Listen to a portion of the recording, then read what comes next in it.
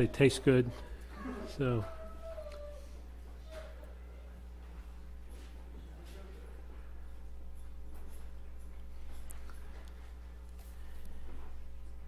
I had forgotten it on Wana or whatever it's called now. What's it? Kingdom's Kids is off this week. I didn't even really think of that. And I think it's off next week. It is 2 weeks. And I usually don't have this when the Kingdom's Kids is shut down for the couple weeks. But if you're all right, we'll just keep going. Okay. Let's pray. Heavenly Father, we thank you for this time together. Thank you for the food that we had to eat in the fellowship. Guide us, Lord, in our understanding. And Ecclesiastes is an intriguing book. It's Thank you for each person here. I pray that you bless each one. And we ask this in Jesus' name. Amen. We're in chapter 5. Here's a little trivia fact. The word meaningless is used 36 times in Ecclesiastes and 35 times in this other book. Can you guess what the other book is? 36 in Ecclesiastes, 35 in the other book. Proverbs, good guess. Good guess.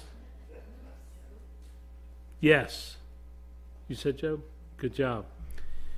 Because it's even more of a downer book. And Job's suffering incredibly, which makes me think there's nobody really knows or even really has a clue about the authorship of Job. They don't know who wrote it, because some of its language hints at something very ancient in terms of literature, may have been even before the flood,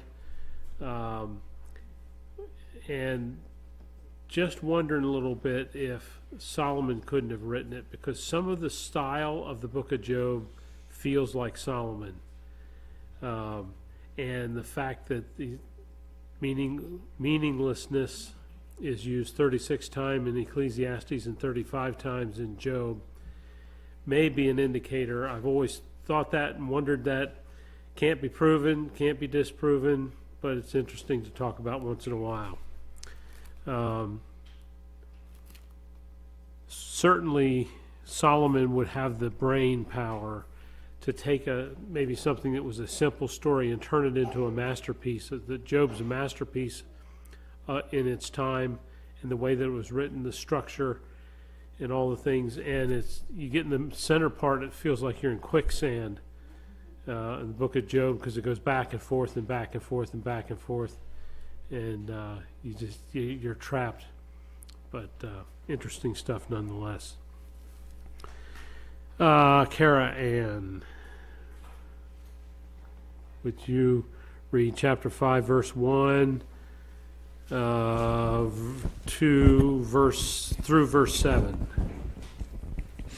As you enter the house of God, keep your ears open and your mouth shut. It is evil to make mindless offerings to God. Don't make rash promises, and don't be hasty in bringing matters before God. After all, God is in heaven and you are here on earth, so let your words be few. Too much activity gives you restless dreams. Too many words make you a fool. When you make a promise to God, don't delay in following through, for God takes no pleasure in fools. Keeping all the promises you make to him, it is better to say nothing than to make a promise and not to keep it.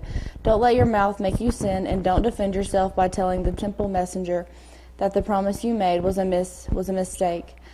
That would make God angry, and he might wipe out everything you have achieved. Talk is cheap, like daydreams and other useless activities. Fear God instead. Okay. Thank you. That also it's not as pronounced, but that's also a theme about standing in front of God, being awed in the presence of God, being serious and sober-minded, and it just keep your mouth shut if you're prone to talking too much. The Solomon of in his old age was a somber, I think, sarcastic, hopeless, not hopeless, but less hope. And I just think he saw everything with the term jaded. You familiar with the term jaded? That you've seen it all, you've done it all, been there, done that. And I think for Solomon, he experienced that more than anybody else. And so there's an attitude with the guy. I just want to highlight again that there are other teachers like Chuck Smith who tend to look at the book of Ecclesiastes as, the ramblings of a madman.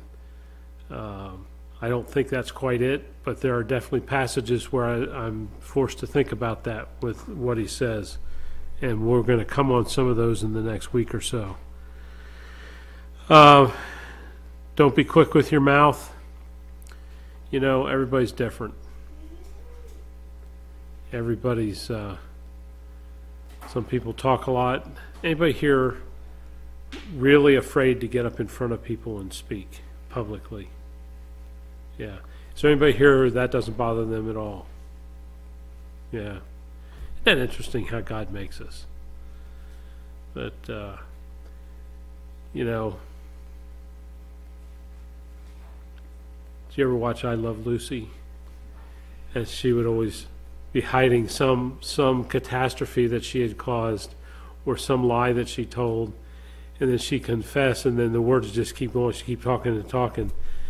And, if you're that person, there's something new about keeping your words to yourself in the presence of God.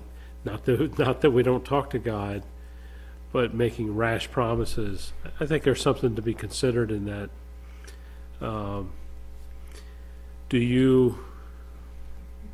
a casual person, which you probably already know. The tendency is to treat God casually, but God is not to be treated casually in any sense. Not that we can't be close to Him, not that we can't develop a very intimate relationship, not that He's my friend, and I think there can be a closeness and a calm, a relationship that's friendly. But there's a sense of being the fear of the Lord is the beginning of all wisdom. Let's talk about just having a fear of the Lord. What does that mean?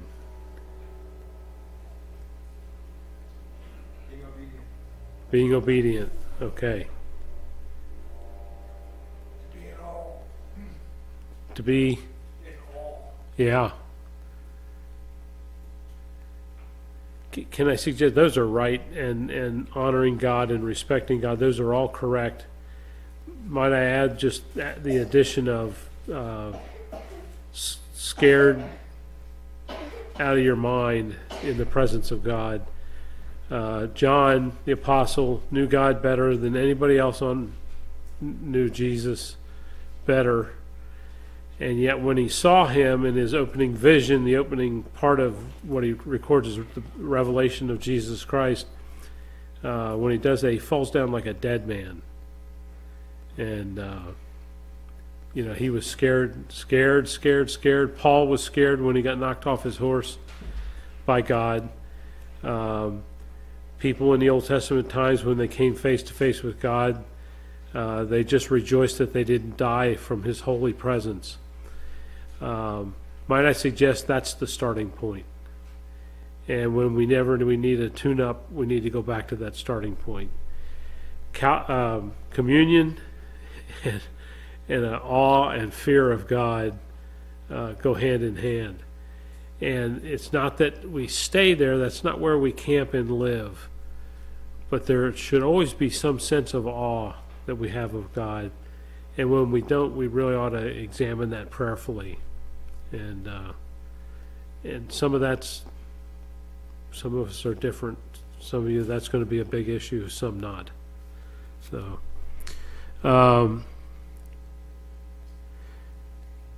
don't be quick in your mouth.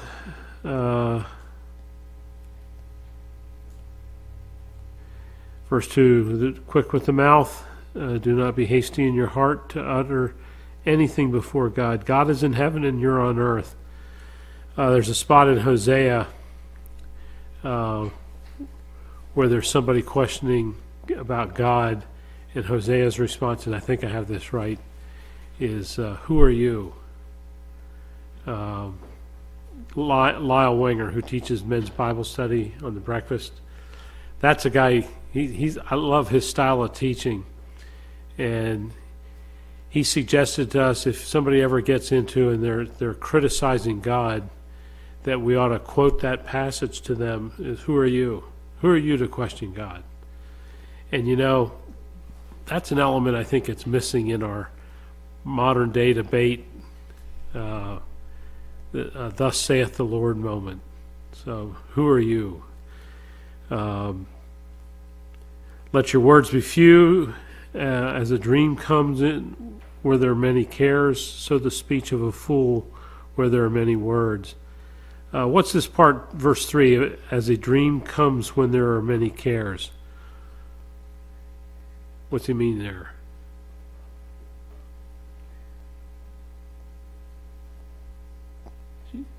Anybody ever run a business? Your own business? I asked that in another class.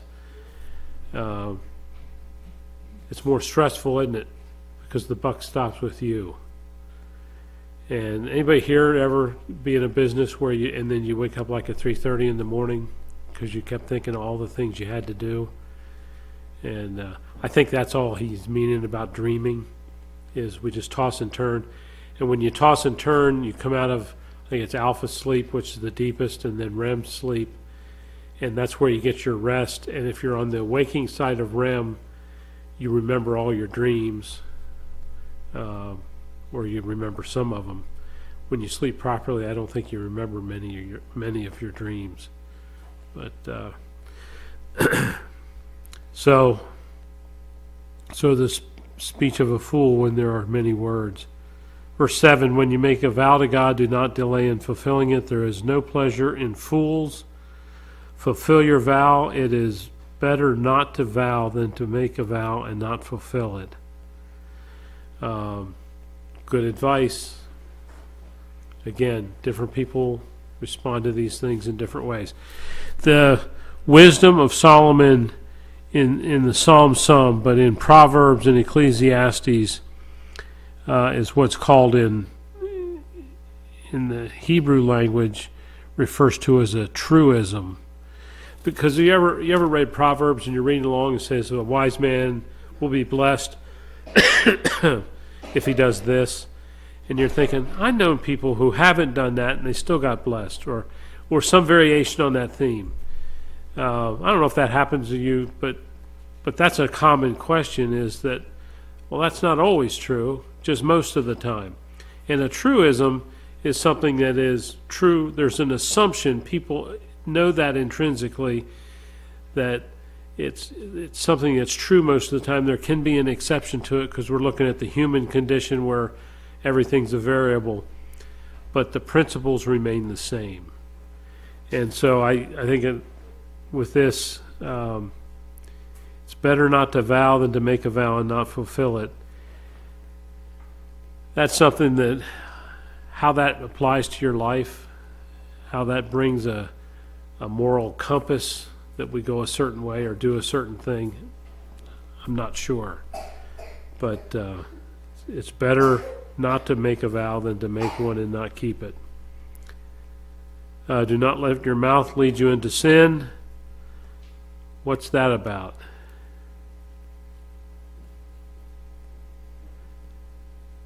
Let's make a quick list. Throw out some things here that your mouth can lead you into sin. What is your mouth up to? Gossip. Slander. Doing good. Let's get all the nasty ones out. Yeah. Don't say them, just talk about them. Say again? Curse word, yeah. Coarse language, joking. Yeah. And ladies, I'm sure you can be just as vile with your words as guys can, but I don't think so. guys get around guys, and I've always been impressed. There's not been too many times where I've heard guys, like when I'm sneaking up on them in the hallway or something. I don't sneak, but you're all talking. Very few times I've ever heard a lot of coarse joking and stuff. I'm not saying it's not there, but for guys, that's common.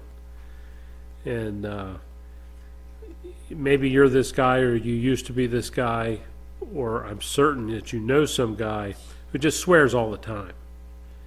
Constantly, the F-bomb, just all the time, over and over and over again. It's just part of their daily language. And there's some people that fall into two categories. They swear all the time, but they still have this somewhat God-given instinct that it's not right to do that. So they try hard to cover it up when they're in civilized country. But there are some people who just swear so much, it's such a part of their language that they don't even recognize that. It just comes out. And I'm sure that can be, you ladies can be that rotten. I don't want to leave you out. But I've heard women curse before, but not to the extent that I hear guys have heard guys. But that's that's one way your mouth can make you sin. Any others? How about criticism?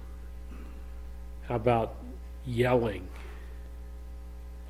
There's just all kinds of evil that comes out of our mouths that does all kinds of destruction. And it can be all kinds of things. And this could apply to all of us in different or differing degrees. So, any questions? So much dreaming, and therefore stand in awe of God. Verse 8, if you see the poor oppressed in a district and justice and rights denied, do not be surprised at such things. For one official is eyed by a higher one, and over them both are still higher. The increase from the land is taken by all, and the king himself profits from the fields. So he's telling the reader, that would be us, don't be shocked at this. This is just commonplace. The world is full of greed. People want their share of the pie, and the president and or whoever just talked about having a $4 trillion increase in spending. $4 trillion in spending. They think by the end of the century that we'll be up close to 50 trillion in debt. It's not going to last that long. But there's more. I think what we're looking at in our country, doesn't matter where we are politically, I think just in general, is we're on a path to a major downturn economically, politically, religiously. I think we'll find out, and I'm not trying to be a downer, but I really think that's the case. But it's nothing new under the sun. The quantity of it is different. But there have been people in the whole history of our country, the whole history of the world, for all time, ever since Adam and Eve sinned, all this stuff's on the table, and we've got an enemy out there who wants to take us down with him. So it's I think what he's getting across is don't be all shocked. I'll read stuff, I'll read the news, and I'll read stuff, and I just I can't believe they do it. But I was saying that 20 years ago reading the news. I can't believe they're doing that. And maybe there's just a word of wisdom here that don't let this stuff shock you. Like, I believe partly on faith, but also partly from fact that God created the earth. There are parts that I take by faith that he did it in 7 days, or on the 6 days, and on the seventh he rested. I do that. There's faith involved there, just like there's faith involved with somebody who believes in evolution. For them to do that, they have to take a step of faith over certain things they simply can't prove and never will be able to. So there's faith involved for both. but a lot of it's science. And sneeze coming, which is not good news. Okay.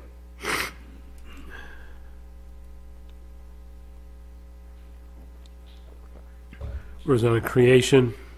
Where was it? Creation. Don't be shocked. Oh, we raised our kids to accept and promote creation views of Genesis, and they have. They've embraced that, and they've done some studying. Some are more interested than others. But whenever they would see a movie and they would say billions and billions of years ago when dinosaurs roamed the earth, they'd all go, I can't believe they're doing that. And I taught them that. But, we really shouldn't be shocked. Grieved, compassion, maybe so. But we shouldn't really be that shocked that the world believes in evolution and it holds on to it, even though there are so many problems scientifically. It should be obvious, but it's not. And part of it too is we see in 1 Peter where God had a veil, in a sense, that people couldn't see straight. They couldn't see. It was all cloudy vision, and so they have that to contend with. They don't have the Holy Spirit like we have. So, okay, enough of that.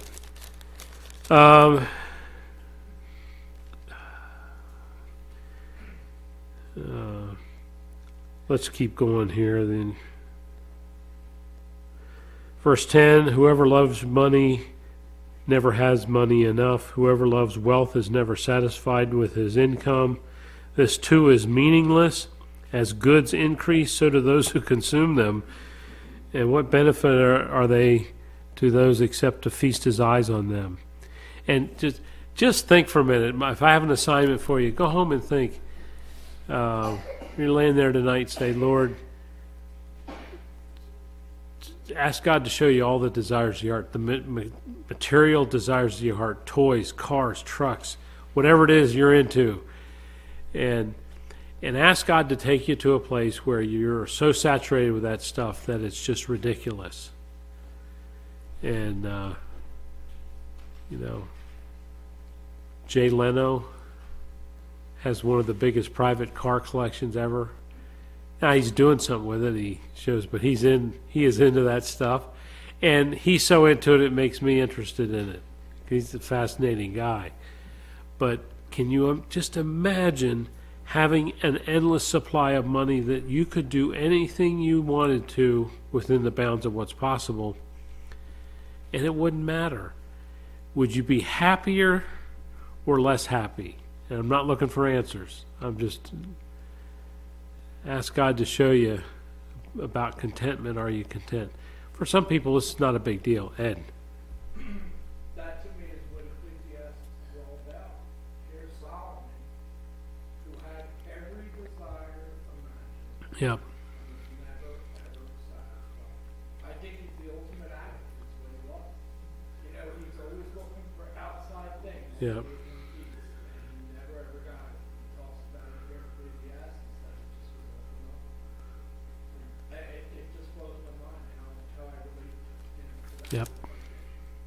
Yep.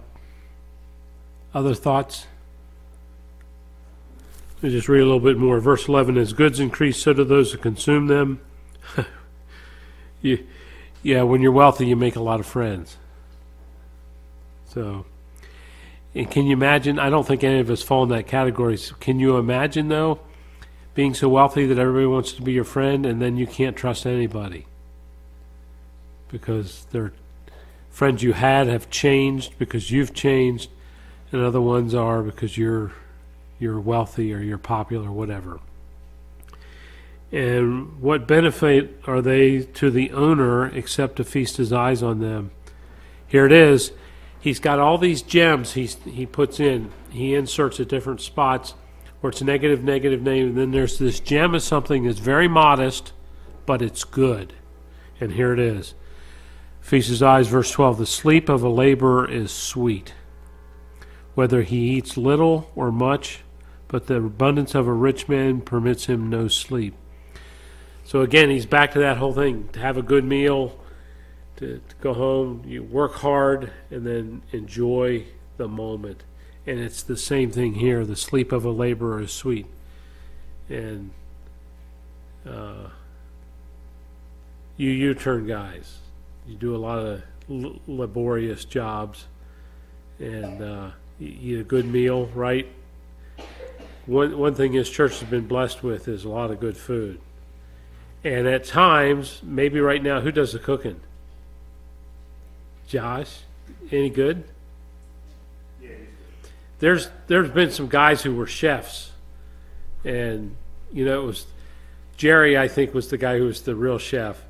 And it was funny, you guys would eat lunch downstairs in the basement, and a couple times I went down, the group of people eating food in the basement was twice as much as normal. And I think that was every day. And so what a blessing. But enjoy a good meal. You guys worked hard, and I'll bet you slept good. And ladies, this would maybe all of us, but it was a healthy environment, especially guys, if you're on some kind of addiction, it's a wonderful thing. And Paul and Solomon's talking about that. He says, the sleep of a laborer is sweet, whether you eat a lot or eat a little. It's good. And then he talks about the abundance of a rich man permits him no sleep, because he's worried about what he has, worried about keeping it, worried about having his investments lose money. And the stock market crash of 1929, and it probably wasn't a lot of people, but there were businessmen who jumped out of windows to their death because they lost everything. And what a what tragedy.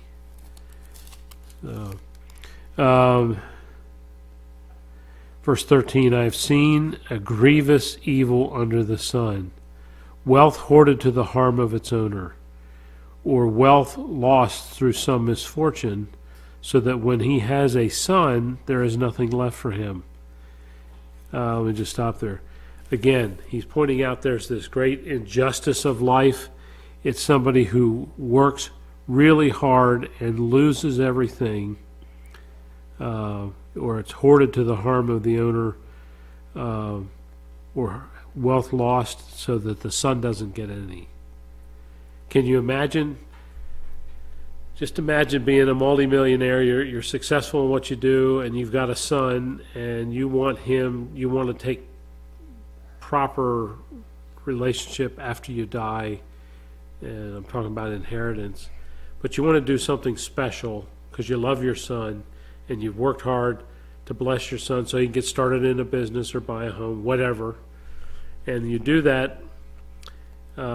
As you're in that process, you wind up losing all your wealth, and there's nothing you can do to help your son along. Grab the feeling on that one.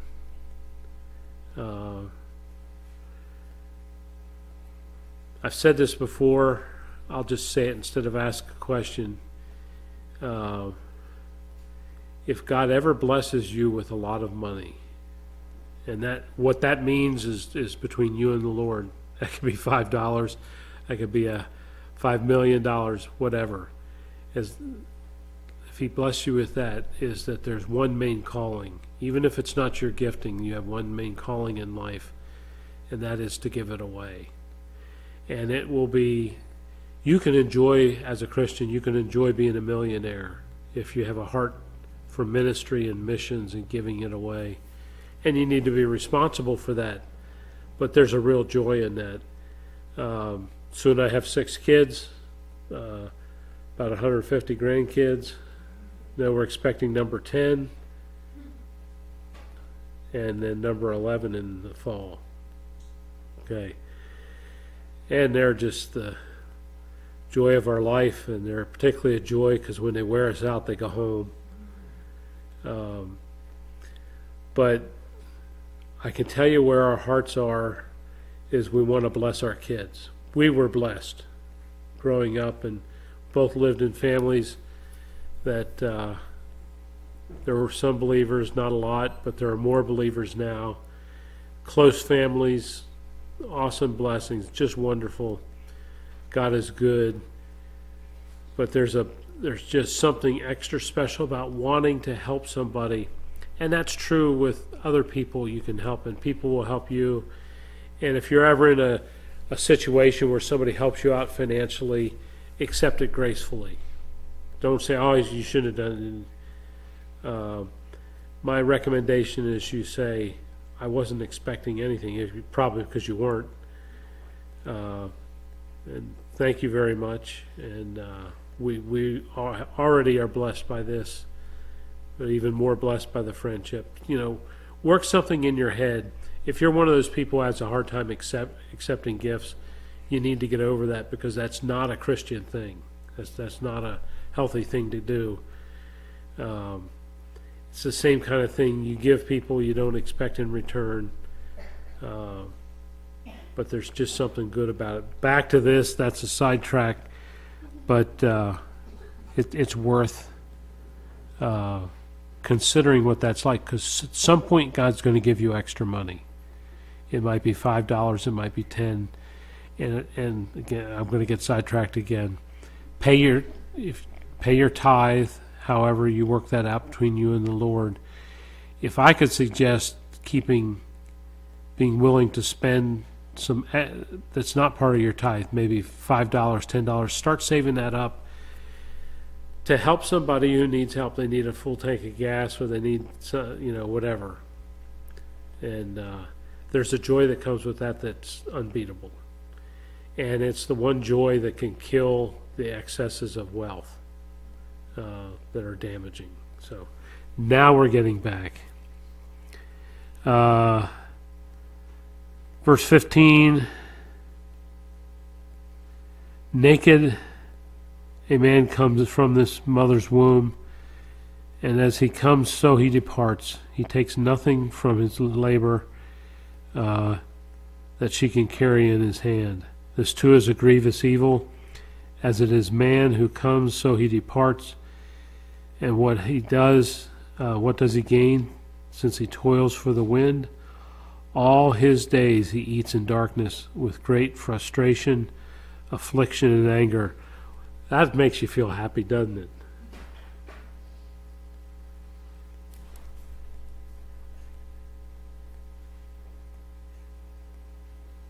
I'm sorry. I thought it was an emergency. It's not.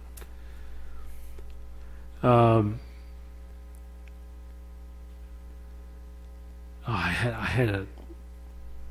had a brilliant point and I just lost it. It's in the cell phone there somewhere. You would have been impressed. It was a good one.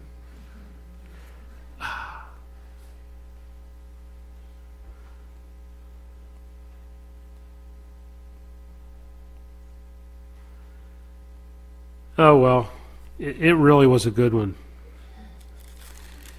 Then I realized that it is good and proper for a man to eat and drink and to find satisfaction in his toilsome labor under the sun during the few days of life God has given him here. For this is his lot. Moreover, when God gives any man wealth and possession and enables him to enjoy them, to accept his lot and be happy with his work, this is a gift from God. He seldom reflects on the days of his life because God keeps him occupied with gladness of heart. Isn't that encouraging? In this downer of a book, there is something that you can have a reasonable amount of healthiness, and when God turns on the blessing, you'll be so busy because of the blessing that you won't start to struggle over what you've lost and never going to gain back. And you can accept your lot in the face of God because He supplied it. That's a good thing. So I hear this reoccurring theme: enjoy your work, rest, enjoy your wealth as much as you have and much as you can, enjoy your family. So they are all good things. I've seen another evil chapter 6, and Kara Ann, would you read chapter 6? There is another serious tragedy I have seen under the sun, and it weighs heavily on humanity. God gives some people great wealth and honor and everything they could ever want, but He doesn't give them the chance to enjoy these things. They die, and someone else, even a stranger, ends up enjoying their wealth. This is meaningless, a sickening tragedy. A man might have 100 children and live to be very old, but if he finds no satisfaction in life and doesn't even get a decent burial, it would have been better for him to be born dead. His birth would have been meaningless, and his life would have ended in darkness. He wouldn't even have had a name. He would never have seen the sun or known of its existence, yet he would have had more peace than in growing up as an unhappy man. He might live 1,000 years twice over, but still not find contentment.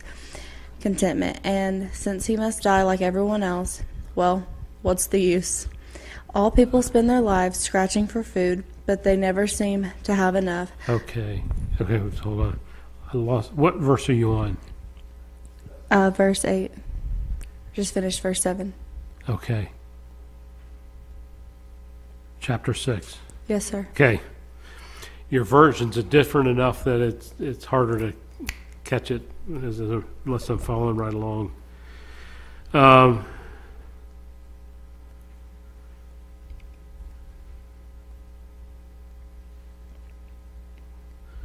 A gift from God, chapter 6, I have seen another evil under the sun, and it weighs heavily upon me. God gives a man wealth, possessions, and honor, so that he lacks nothing his heart desires, but God does not enable him to enjoy them, and a stranger enjoys them instead. This is meaningless, a grievous evil. And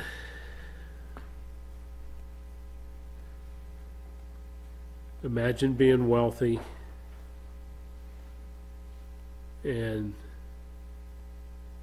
you go out to dinner with somebody, two families get together, go out to dinner, and you're not the wealthy one, but you're with somebody who has a lot of money. You never say these things. You ever neither really focus in your head quietly on these things. You start thinking, that guy's worth a couple $1,000,000. He can buy supper. If that hasn't happened to you, what would happen in your head? Of course, you keep your mouth shut. You don't want to look like a money-grubbing idiot. But if you think about it, those kind of things run through your head. Well, they can pay. They got money, and you have a lot of money. People come to help you spend it. Would that happen to you? And we think, no, those kind of things don't happen to me. I'm not captured by money. I wonder how much we are captured by money but don't really know it. And that can mean a lot of different things. And I believe there are people here tonight who are absolutely not captured by money at all. That is just not, you've got other issues, but money's not one of them. And for some of us, money's probably a big issue. A lot of times, if you don't have it, it's a bigger issue. But if you have a lot of it, there's a balance in between the two. The wise man said in the end of Proverbs, the Lord, don't make me rich or poor, because if you make me rich, I'll forget about you. If you make me poor, I'll sin and steal for food. Just give me enough for each day. What a wonderful, balanced thought that is. But here he's grabbing the whole thing of somebody earns all that stuff and God doesn't allow them to enjoy it. Why would God do that?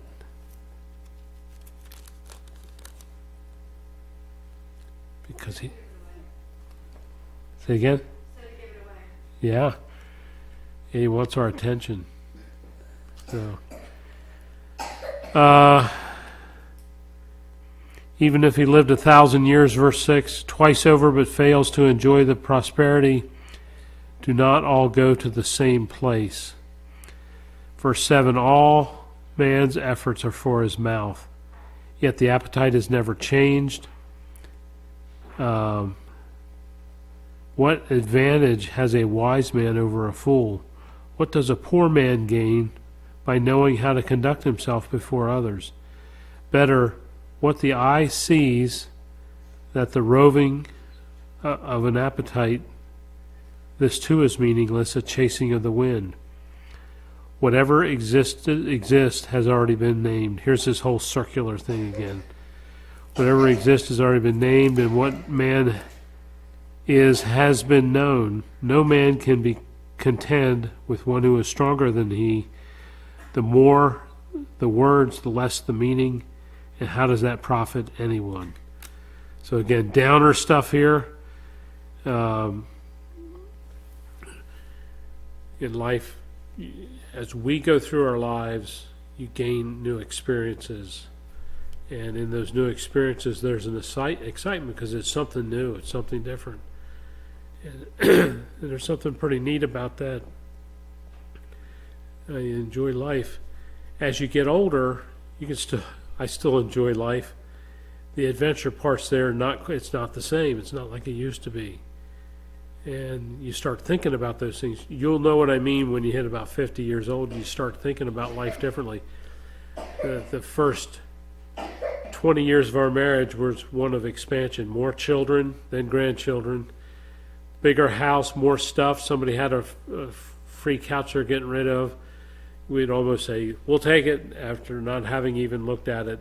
We were expanding, acquiring more stuff because we had more kids and they had friends and then they had fiancés and all that good stuff. But they basically have all left home, and we get to talk to them, and it's wonderful, and we've got a house that's great for entertaining. But we're shrinking, and having all that expansion and stuff just isn't that big a deal.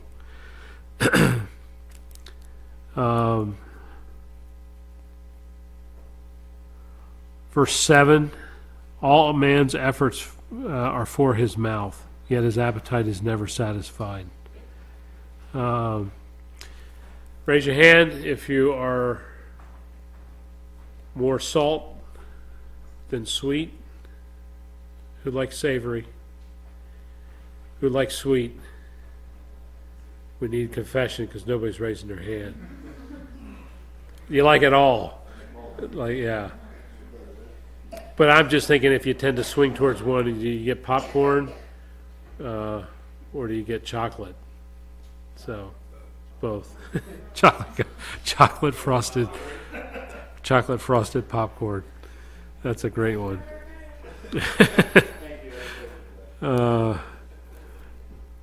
All man's efforts are for his mouth, yet his appetite is never satisfied. What advantage has a wise man over a fool? And his viewpoint of coming at that is, you go to Proverbs, it's all about the wise man. It's all about the man with knowledge, true knowledge, and humbles himself before God, versus a fool who ruins his own life by the words he says. That's Proverbs. For here, he's looking at it from a different perspective. Is you can have a wise man, you can have a fool. Just the reality is, both are going to die. You aren't going to stop it. Nothing stops it. Death is inevitable. The dumb saying that everything's except death and taxes is up for debate, and that's not true at all. Taxes, I understand what they're saying, but the only thing for certain in life is the fact that we're going to die. And then by faith and experience, the next life we have is with Jesus Christ. But Solomon's viewpoint is, you can have a wise man, you can have a fool, but the end result is they're both going to die. But then he backs off from that, and he talks about having a life that has a meaning of enjoying your work and that God designed us to do. Better what the eye sees than a roving of the appetite. This too is meaningless, a chasing after the wind. And here in verse 4 he says, what exists has already been named, and what man is has been known. No man can contend with one who is stronger than he? The more the words, the less the meaning. And how does that profit anyone? So it's a couple different things going on there. It's already been done before. And have you ever had the thought you're listening to radio? Who's like your favorite singer? Just a favorite. Don't torture yourselves over this one. Okay. I like the Beatles, by the way, if that helps set the pace. I just always wished, I wonder if they would have been believers. Man, they would have, Christian music would have jumped ahead. I love their songwriting ability. They wrote over 300 songs. And so they're really good. Who else? Frank Sinatra, yeah. And who's the guy? Michael Bublé. I like his voice. That guy's good. Who else? I want to hear some more. I'm just curious. Who? Okay. Got to give me a couple more. What's that? Stevie Wonder. Yeah. This will date me a little bit. Yeah.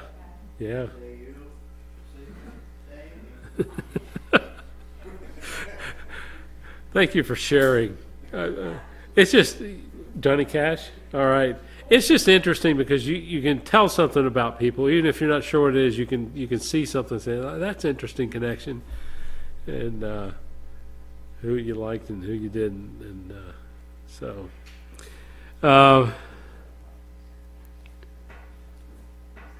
So, got the favorite music.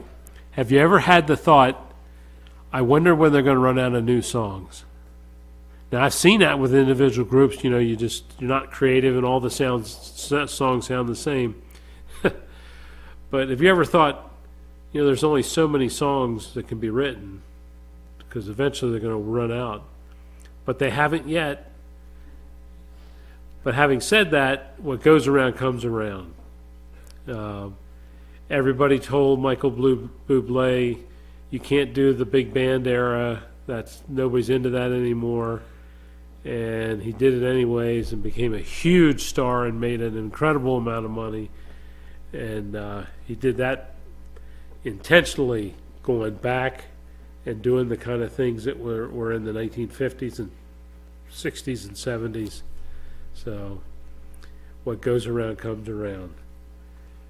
The more the words, the less the meaning. Anybody have a thought on that at all?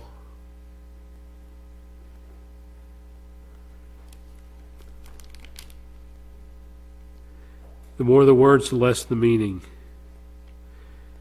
Some people talk more than others. So is that necessarily a bad thing? What's that? Yeah. I think there's this was a Proverbs thing. I think it's somewhat an Ecclesiastes thing.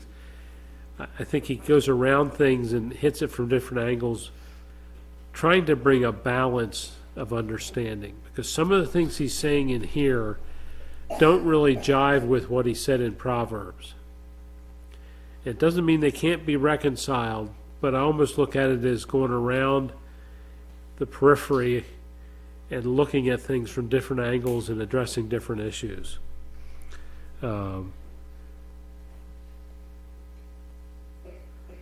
Verse 12, for who knows what is good for a man in life during the few and meaningless days he passed through like a shadow?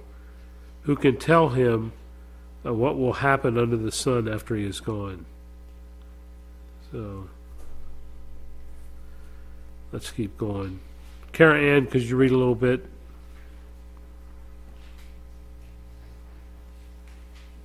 Starting where? 7? Starting in verse 7? Yeah, verse 1, chapter 7. Chapter 7, okay.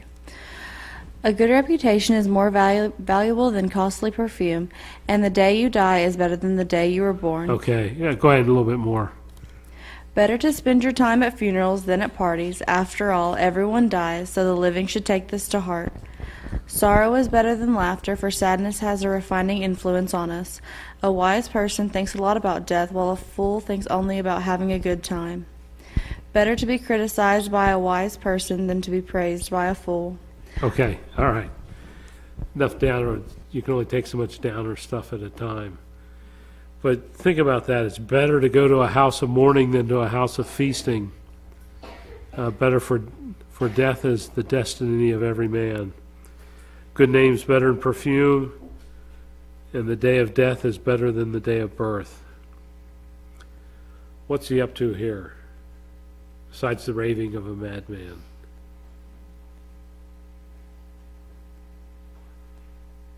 Go ahead, Ed. Going to a funeral gives more opportunity to witness people. Yeah. I think that's when people experience death. It's a great time for Yep. Christians to be able to know about that. Yep. Other thoughts?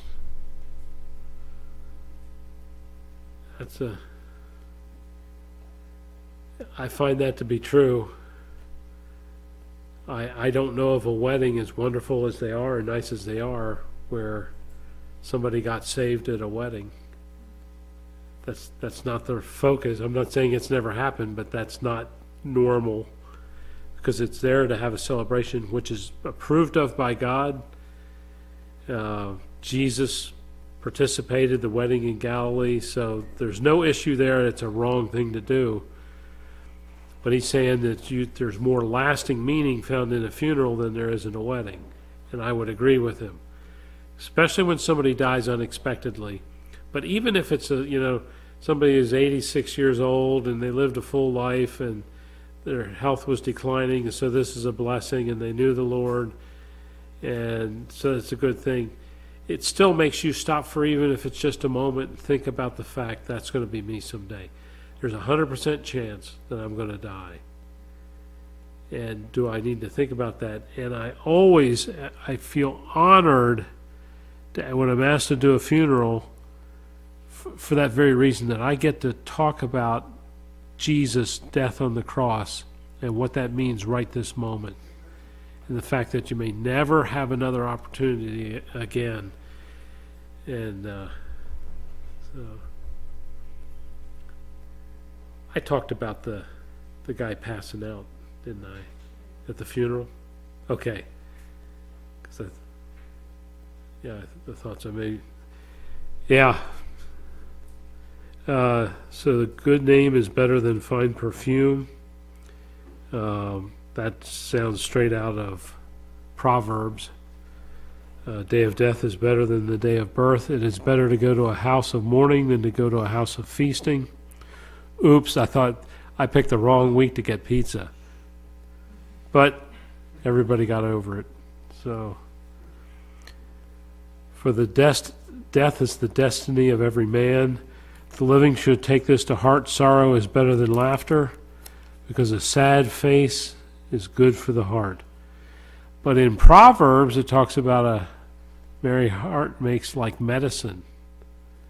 Can both be true? I think so. There's a balance that goes in those things, and there's a perspective when those would apply.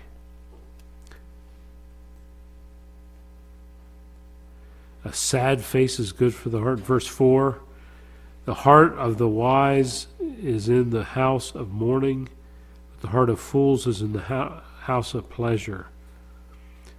It is better to heed a wise man's rebuke than to listen to songs of fools.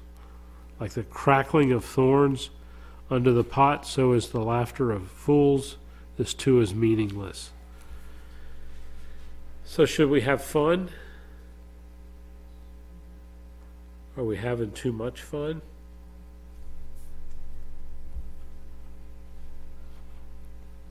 Think about this. That we get caught up in, but like when we trim our busy schedules down enough that we can have somebody over for a visit, one of my hopes always is that we have a good time. That we're going to talk about happy things, and not that we won't get serious, because I think we do. But I have some expectation or some hope that we're going to have a lot of fun. That couple or family is going to go home and say, boy, Dan and Sue are really nice. We had a good time. Is there anything wrong with that? I don't think necessarily. I don't think it's a sin or a negative or intrinsically positive. I think it's more of what is our intent. Do we just like the 1990s? There was a fundamental shift in advertising. Up till the 1990s, the main thrust in advertisement was what issue? Money. No, money. Quality would be a subset in there, but it was money. We can get you this car for a savings of $1,500. That was the driving force in the worldwide economy. In the 1990s, there was a fundamental shift. I'd offer, I am offering free pizza for anybody who guesses. You get to. It's time. It was time. And if you think about it, this will make perfect sense, because you now can retire early on your investments, and you'll have time to. And then you see the guy on sailing on his surfboard with the whatever you call it, and or you'll have time to have fun. So it was, the purchasing of things was to be able to help you get more time. And that may have changed back some, but that was the driving force of the 90s, which had a lot to do with the fact that we were wealthier in the 1990s than almost any other time period of American history. Even if the numbers weren't there, we still lived more royally than ever before. We would entertain ourselves. So the 90s changed. That has changed somewhat because, and one of the major change efforts was 9/11. 9/11 was a clock reset. It was a compass reset. True north was no longer, or north was no longer true north. And just pretty amazing stuff.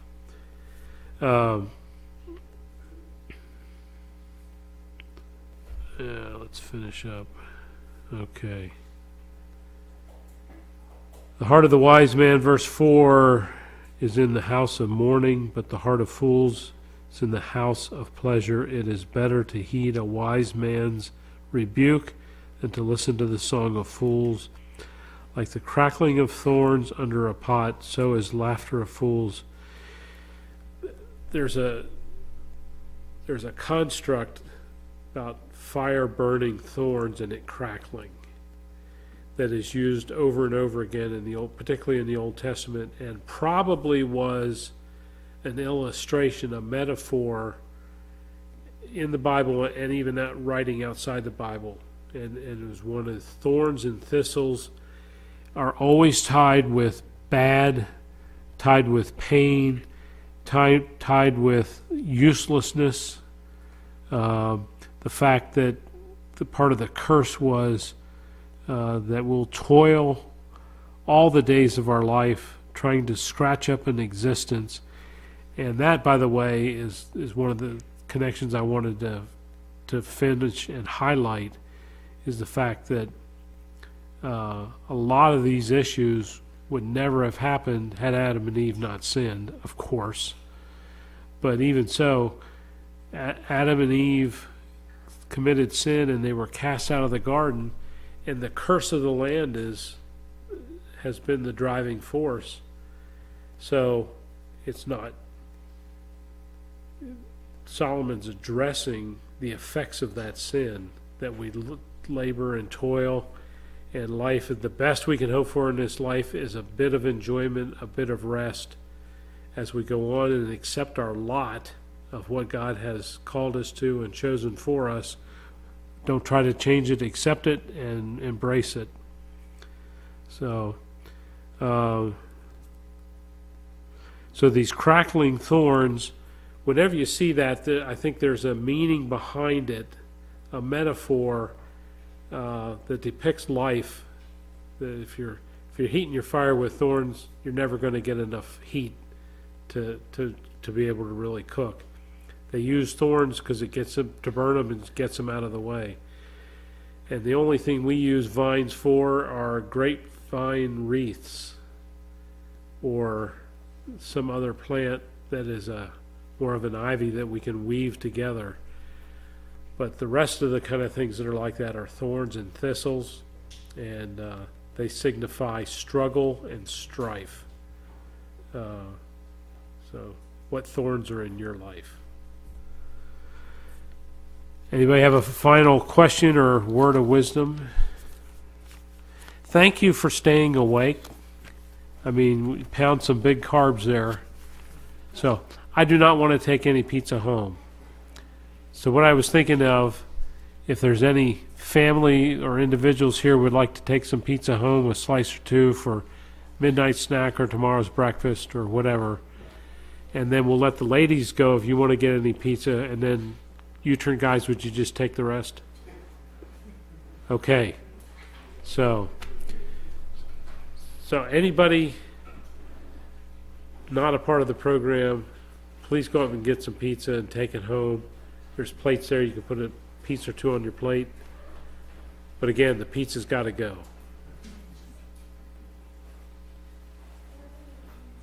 Please. Can you use some pizza?